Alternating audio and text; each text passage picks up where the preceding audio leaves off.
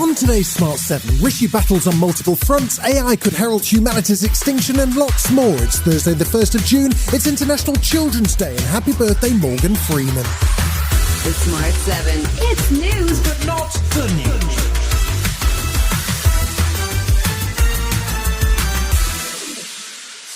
Rishi Sunak's got a lot on his plate at the moment between Boris's WhatsApps and a row with the COVID inquiry, ongoing strike action and the stubbornly high rate of inflation.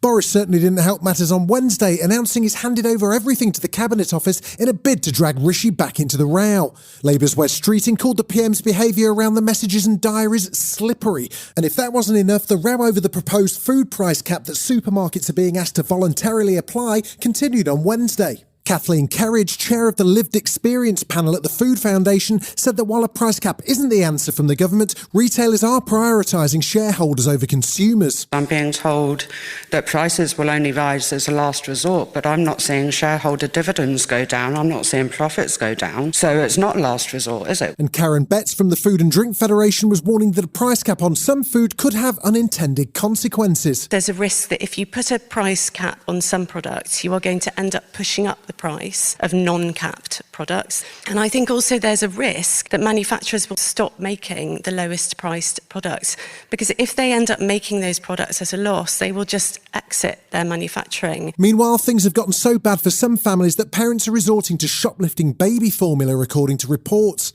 Labour's Nick Thomas-Symonds says it's a sign the government has to get a grip on food price and inflation. The government has to take responsibility for the position that families up and down the country find themselves in terms of putting food on the table.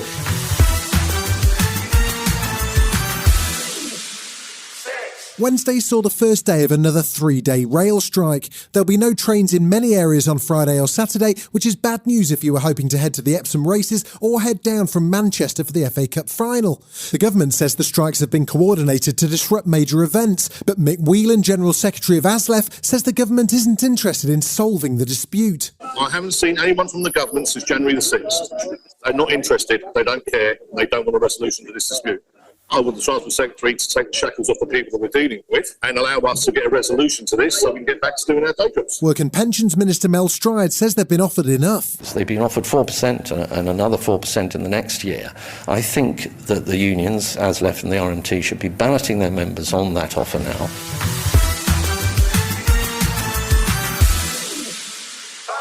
As Russia and Ukraine step up drone attacks in anticipation of the long-awaited spring offensive, there are growing concerns of a possible nuclear disaster at Ukraine's Russian-occupied Zaporizhzhia nuclear power plant. For months, the International Atomic Energy Agency has worked to try and craft an agreement to reduce the risk of a catastrophic nuclear accident from military activity like shelling. UN International Atomic Energy Agency Chief Rafael Grossi called on both Kyiv and Moscow to take steps to safeguard the nuclear power plant in southern Ukraine. We are fortunate that a nuclear accident has not yet happened.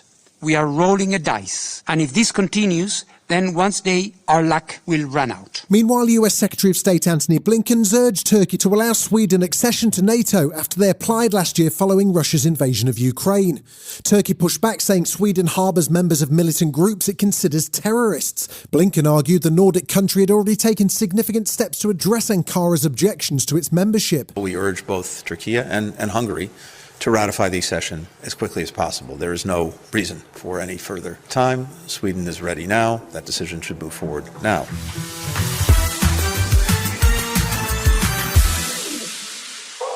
It may sound like something out of a science fiction film, but we're being warned artificial intelligence could lead to the extinction of humanity. The message comes from experts including the heads of OpenAI and Google DeepMind, who are concerned about the speed and direction AI is going and have signed an open letter calling for action. Amongst those calling for tighter regulations, one of the 3 so-called godfathers of AI, Yoshua Bengio, who won a Turing Award for his pioneering work on the tech. Now he's warning that governments need to look at regulation ASAP. I and others believe it will be possible to build very safe AIs, but that recipe could also be used to create dangerous AI. And so if it's easy to program these AI systems to ask them to do something very bad, this could be very dangerous. Still to come on the Smart 7, Sevilla seals Europa League glory and Black Mirror's back to mess with your mind. Right after this. Welcome back.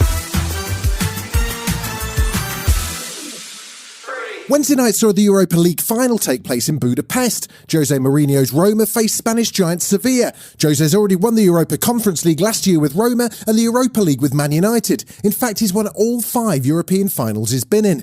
This time, it wasn't to be, however, as the match went to extra time and then the Spanish side won on penalties.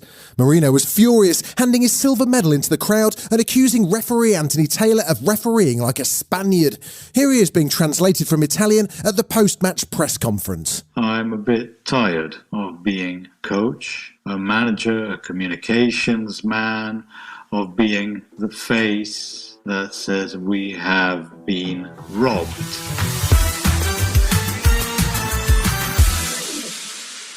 Rick Astley's been announced as a surprise addition to the Glastonbury 2023 lineup. The singer was so shocked at the news he got up early still wearing his pyjamas to speak to BBC Breakfast. The news comes after his 2020 Glasgow gig got cancelled due to COVID, and the 80s icon couldn't be more pleased he's been asked back despite the last-minute outfit choice. Rick, you should have known they're never going to give you... Sorry, everyone. Sorry. It's an amazing honour and a privilege to play there. I get to play on the Pyramid stage, which is absolutely bonkers, to be honest. It's so exciting. It's amazing. I mean, obviously, it's going to be an amazing weekend. Elton John's doing his last British concert. I mean, come on. How good does it get? You know, Glastonbury is just one of those places.